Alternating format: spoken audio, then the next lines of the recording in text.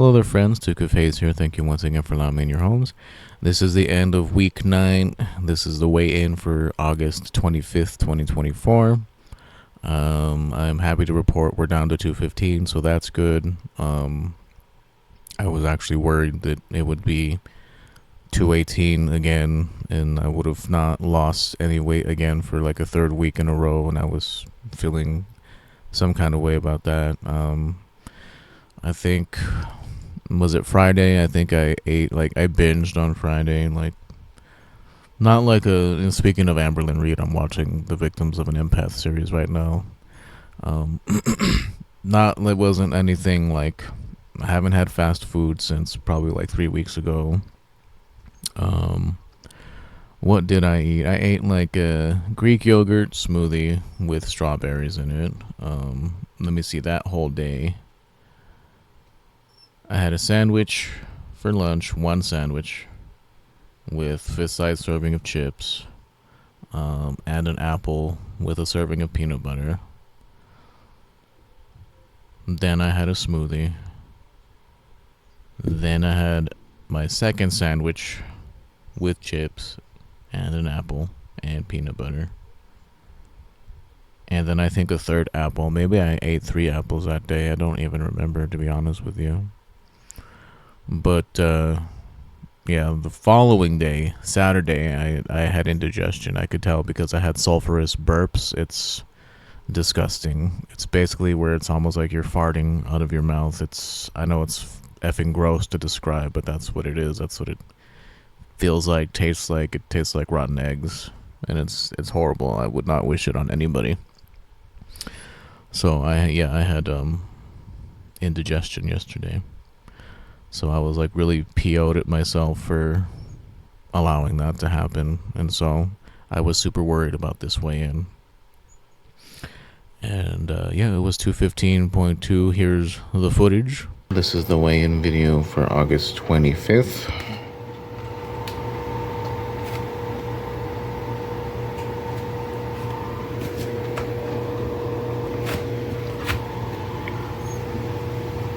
$215.2.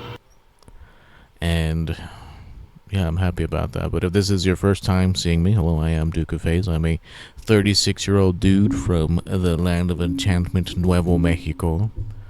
Puedo hablar un poquito de español, pero cuando mis abuelos eran chavalitos, no podían hablar español, so yeah, my español is not that great.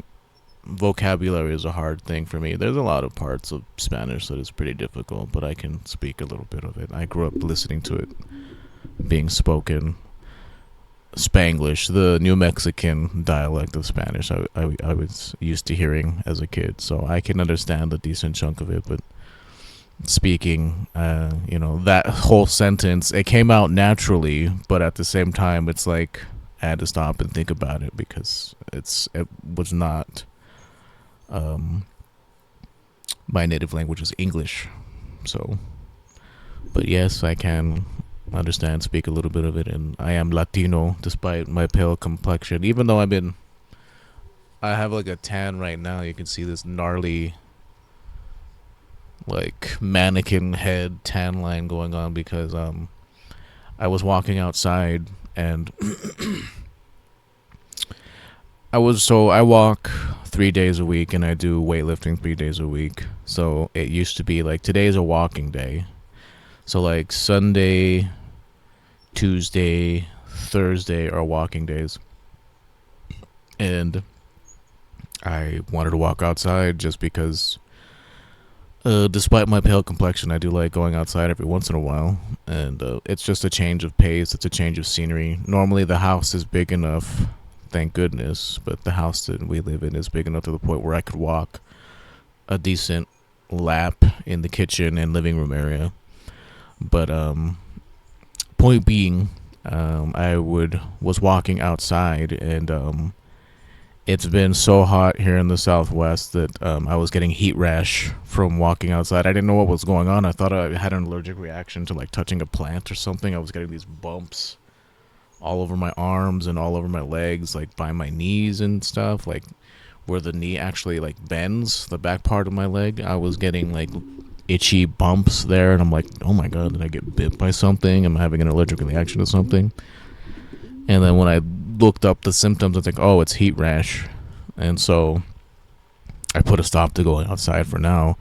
Once fall is here, once autumn is here and in full swing, I'll be able to go back outside for walking. But as of right now, it's too gosh dang hot here, so I'm probably not going to be walking outside for the foreseeable next couple of weeks, probably, because it's still hot as hell, even though we're entering the end of August. But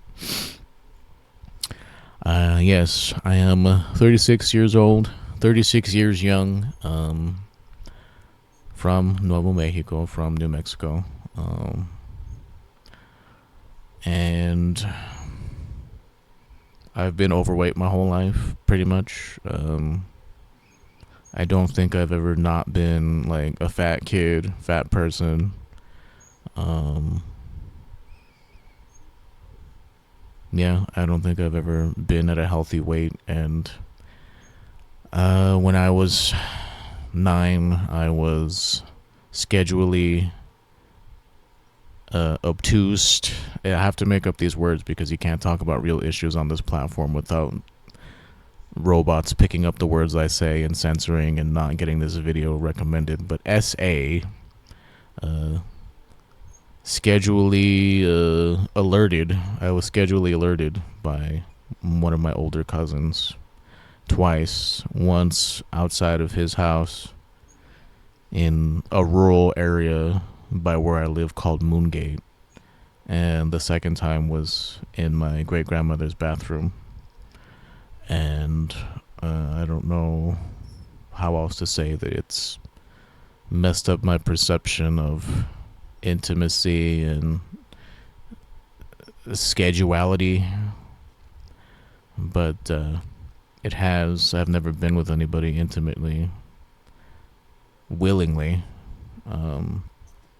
And that's something I want before, I die, before my body gets super old and unattractive. And that's the other part of it, is that I don't find myself physically attractive, so that's why I'm choosing to become more physically attractive to me. Like, I'm sure there are people out there who like my body type, right? Like, that's what everybody says, and I'm sure it's true. Everybody has a type that they like. But I'm not my own type, and I'm not about to be hypocritical. Like, I don't find myself attractive, so that's why I'm changing that. Like,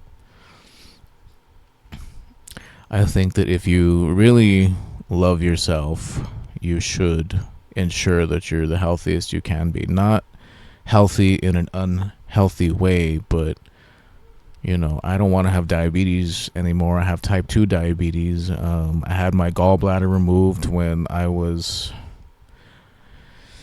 in 2017. It was the year after my grandma died.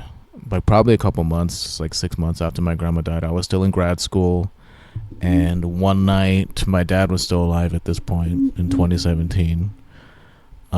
I woke up with very, very, very severe abdominal pains. Like, I could feel it. Like, it's like my chest is right here, like my stomach is right here, like in between my chest and stomach. I felt this horrible, horrible, horrible pain, and it was really bad, to the point where they rushed me to the hospital, and they performed all the tests on me. I was not controlling my weight. I was not controlling my blood sugar.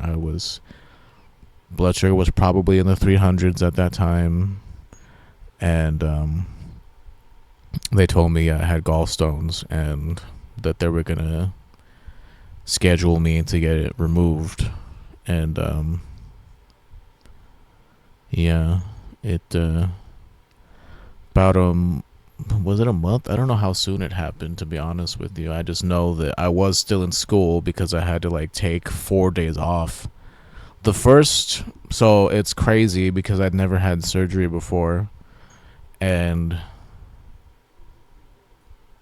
it's just like I was out, and then all of a sudden I was awake, and it was over. And it's like some of the best. It's really effed up to say this, but it's like some of the best sleep I've ever had because I didn't dream anything. I didn't feel anything. Thank God.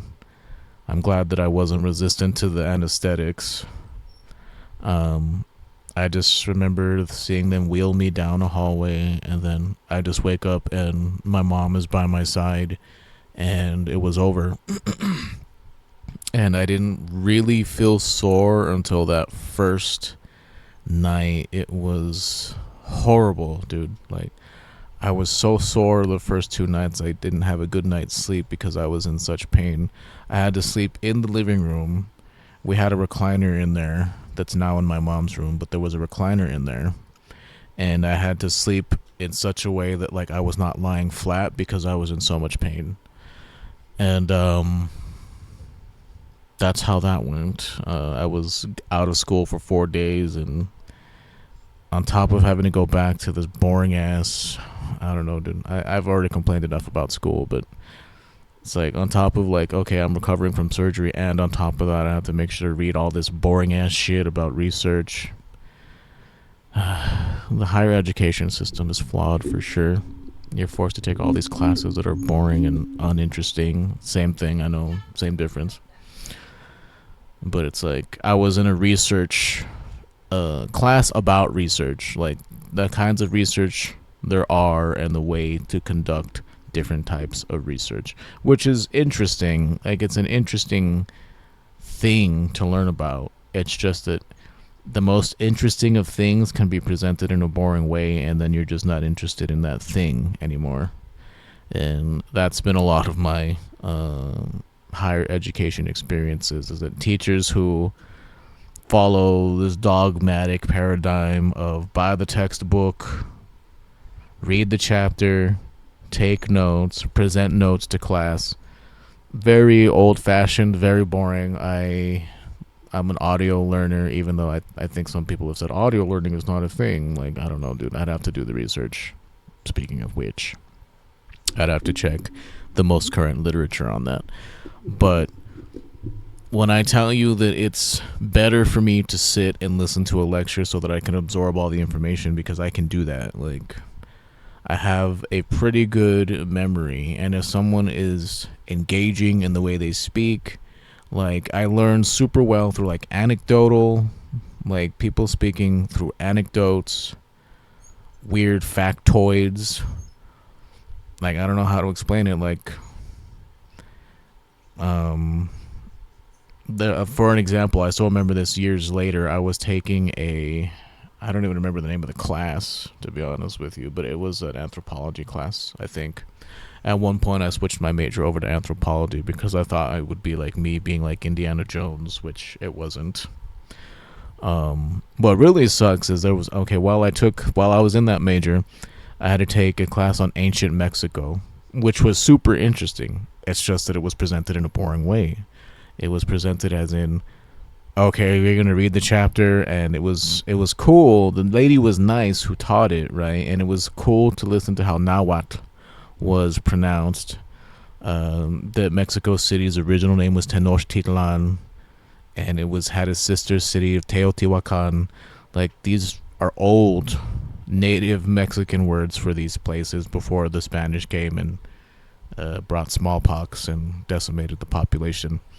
But it was super duper interesting because, it's before then I'd only ever heard of like Nahuatl words when I was playing Civ 5 and would see the names of the cities, and I didn't know how Tenochtitlan was pronounced. It's such an interesting language. Teopantecuanitlan is like one of the big words in Nahuatl.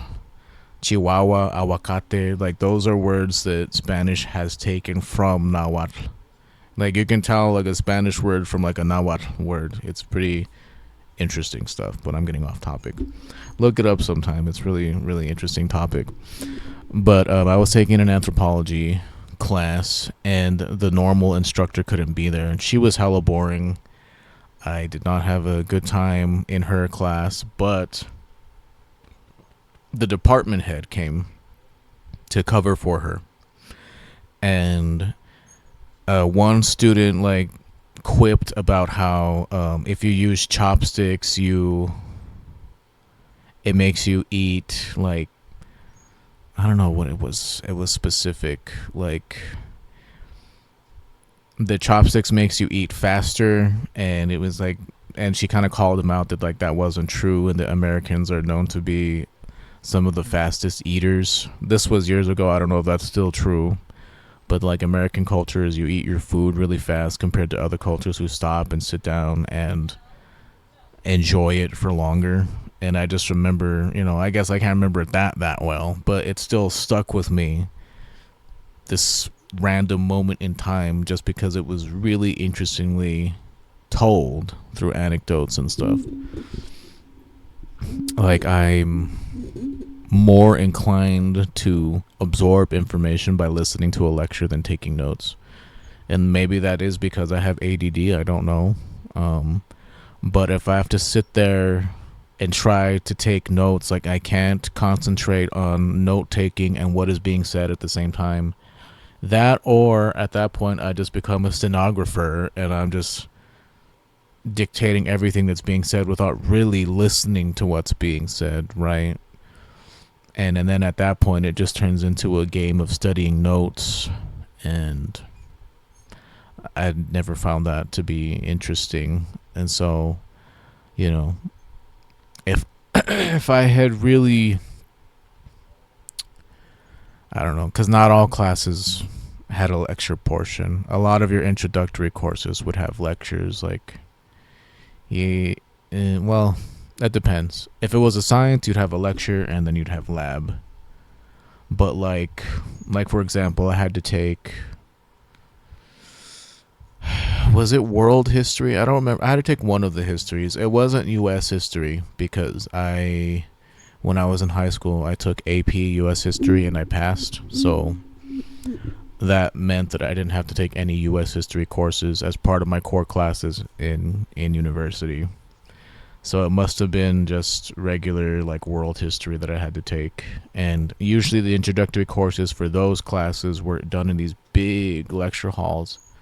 And I got more out of listening to the instructor speak than having to go home where I can easily procrastinate and have to read this chapter. Like, I like reading, I love reading, but I hate reading nonfiction. Like, I love reading fiction, dude. Like, I don't know how else to.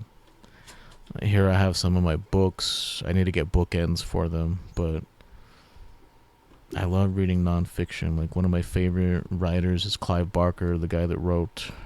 I'd want to get it, but I don't want all the books to fall over. I have one of his books here, but I turned it into a prop that I'm going to use for a video later. But it's not literally smut. It just says that. This is actually a book called Galilei by Clive Barker. I think I found it in like a secondhand shop somewhere, and I bought it just because I like his writing style. I like Clive Barker a lot.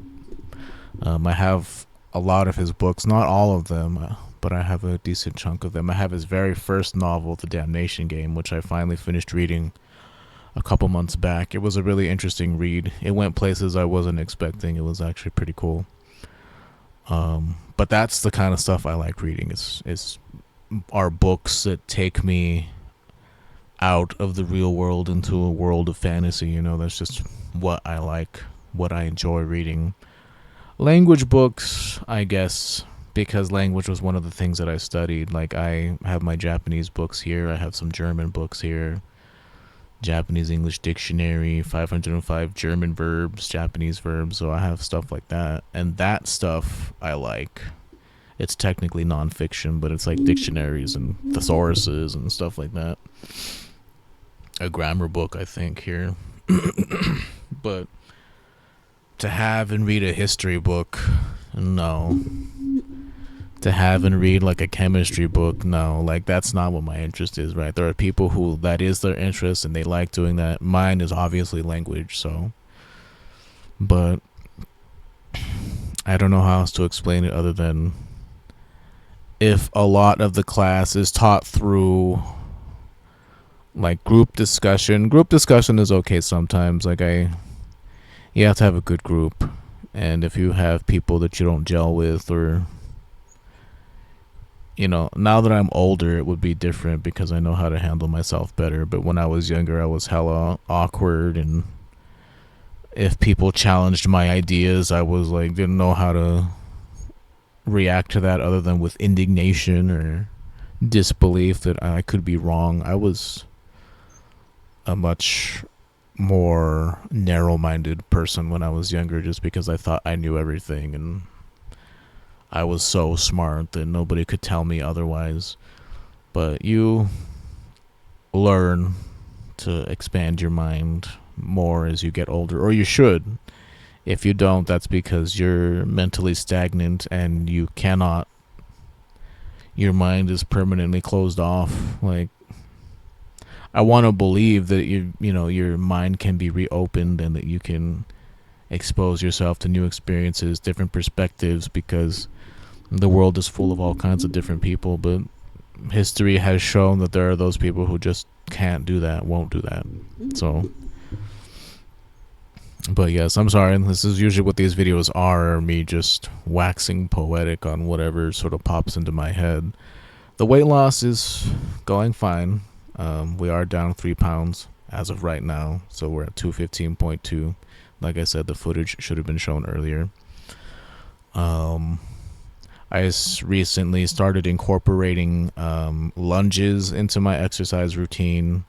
I still can't do unassisted lunges. I have horrible balance, so I have to do assisted half lunges for right now. But I do so leg day consists of deadlifts, squats, lunges. I do usually 10 sets of 21 reps. Usually this last time, because I incorporated lunges, I got a lot more tired than I have the past couple of weeks. Just because the past couple of weeks I was doing like 2 different squat variations because I couldn't do lunges yet until I saw this video on how to do an easier variation of lunges. So now I'm going to start incorporating those instead of the second squat variation. Point being, I got tired, so I only did 7 sets of like average 21. But arm day consists of curls, flies, and skull crushers. That's what I do on arm day. And for core day, like ab day, I started doing planks. That shit really does work, dude. Right now I'm working with like fully arm extended planks just to get myself stronger before I go down to like the forearm plank. I also do so the video I watched is like, they're crunches, but you're supposed to have like weights so that you add more resistance to the crunch. But I'm also doing like kneeling crunches. I don't know what you would call those. Kneeling crunches and planks. Once my core gets stronger, I'll probably add like side planks in there to start really amping up this whole region. But like my pecs, they actually feel like they're defined. I can feel that there's a muscle there, which is crazy. I'd never had that before in my life. My arms, my triceps they're there, but like there's still lots of flab, still lots of like flab going on, but I'm working on it. Working. But thanks for watching, fellas. I'm getting a little long in the tooth here, but if you enjoyed the video, please like it. If you dislike it, dislike it. Please consider subbing to this channel as well as our gameplay channel. I've been playing a lot of World of Warcraft. I've been streaming over on twitch.tv/Duke_of_Haze, which is our Twitch channel, obviously. But the new World of Warcraft expansion is out, and I have been playing that a lot. I've been actually really enjoying it. I went in completely blind. I avoided as many spoilers as I could, and it's been really fun seeing how they've changed their storytelling and how different this feels. Like yesterday, I was commenting that it's WoW, but it somehow doesn't feel like WoW because we're actually meeting and getting to know new characters like, you know, Thrall and Jaina, and yeah, Anduin's there, but like Thrall, Jaina, they're there for a little bit, but like they're on the back burner. They're taking a back seat, which is nice to see all these new characters being brought in and being given personality, and you going into these people. And so it feels different just because like Dragonflight was all the dragon aspects that we've known for tons of expansions now. Every single prior expansion was revolving around pre-established characters that we spent a lot of time with. So this feels really fresh, new, and different, and so I really, really appreciate that. The zones are great. Isle of Dorn is a little boring compared to Ringing Deeps and Hallowfall. Like Hallowfall is incredible. Like it is so different. Like it looks and feels like WoW, but at the same time it feels different. I don't know how to explain it to you, but it's great. If you like MMOs, if you like World of Warcraft, I definitely recommend. But yeah, thanks for watching, fellas. I'll see you again next week.